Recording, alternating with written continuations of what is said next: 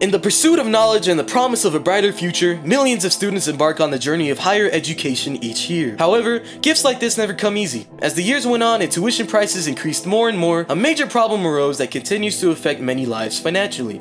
The national student debt crisis. I couldn't help but look more into this issue myself because, well, I'm a new college student, and I want nothing more than to understand what exactly I'm getting myself into. And of course, it's in my best interest to inform any viewers about the topic at hand. The national student debt crisis is one that is a truly big issue affecting those who are pursuing greater education, especially in times like now where there seems to be a stigma that you have to go to college to be quote-unquote successful. Many young people just coming out of high school will feel like they have to go to college despite any hardships they are currently facing. Unfortunately, many students simply cannot afford it and may feel obligated to take out student loans. While these can be beneficial for some, oftentimes the interest on certain loans ends up being much more than borrowers can keep up with. Naturally, a lack of expertise with finances and loans can make this even harder to deal with, and combined with other various external factors such as general inflation and rising house prices, managing loan debt entirely feels impossible. Like, I'm gonna be for real, I don't even know how I'm gonna find somewhere to go once I become fully independent. So, imagine countless students struggling with the same issues, each individual slowly trickling more money into the debt pile. How much do you think we all owe now? Well, as of now, the accumulated total for the nation's student loan debt is a whopping $1.63 trillion. Amazing. You might be wondering, how exactly did we get here? Well, that's what I'll be covering in today's video.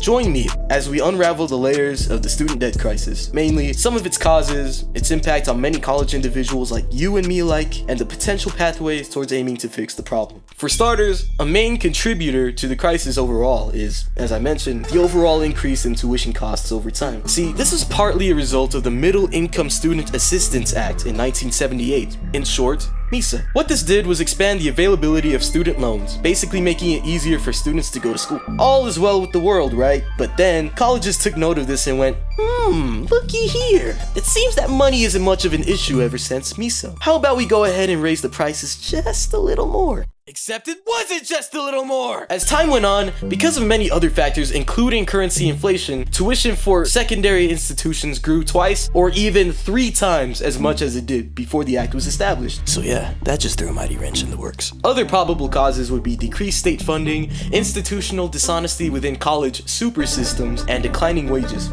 just to name a few. So how does that impact us? As I said, on a nationwide scale, we are currently sitting at $1.63 trillion in debt. There are 42.9 million federal borrowers, which describes those who receive loans from the government, and 3 million private borrowers, which are those who borrow money from banks and financial institutions. Now, unfortunately, due to real-world circumstances such as poverty and lasting results of systemic discrimination, such as living in poorer neighborhoods and carrying little generational wealth, there are racial and gender disparities in student loan debt, with Black, Hispanic, and American Indian students at higher risk of defaulting. According to an analysis of data from the National Center for Education Statistics in May 2023, a high school graduate was expected to borrow as much as $37,300, though this value appears to be going down, as the previous year displayed an expected amount of $39,500. So yeah, we're in a very tough spot when it comes to the crisis.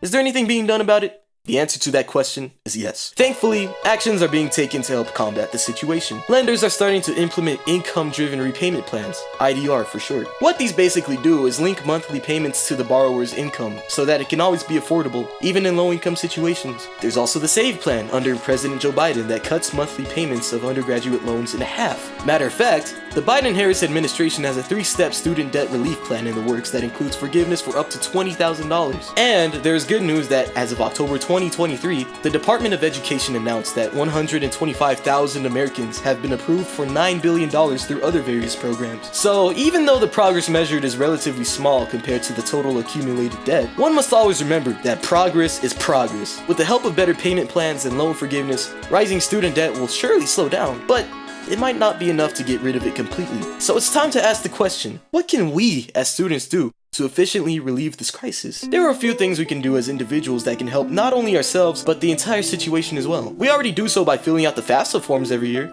not just because it's a state requirement in Texas, but also because the money helps greatly. But students like me and you can also research and apply for more grants and scholarships, as well as try and get money through work-study programs, and if it's absolutely necessary to apply for a loan, just look into those loans and check their rates, see if they're good enough for you. More importantly, borrowers should also take advantage of loan forgiveness programs if possible, as that's what they're there for. But above all else, for those who are still in high school, if college is too much to afford at the moment, then know that there is absolutely no shame in holding out until you are ready. No matter what anyone says, you shouldn't feel that you need to rush into pursuing a higher education. It's important, of course, but it isn't everything, and it especially shouldn't be that crazy to the point where your pockets start to hurt. You can also look into attending a community college or a technical/trade school depending on what your goals are in the future. I guess what I'm getting at here is this: always know you have options. It's never a straight path you have to take. There are things that you can do to help your situation. And of course, if it just feels like lots of things are on your plate, it's always good to reach out and talk to someone you trust. With that being said, thank you so much for watching. I hope I did a good job explaining the nuances of the student loan problem and that you can use some of this information to your benefit. My sources will be listed in the description down below. And don't worry, I made sure to check that they're reliable. I wish nothing but the best for you all, and have a great Christmas. See ya!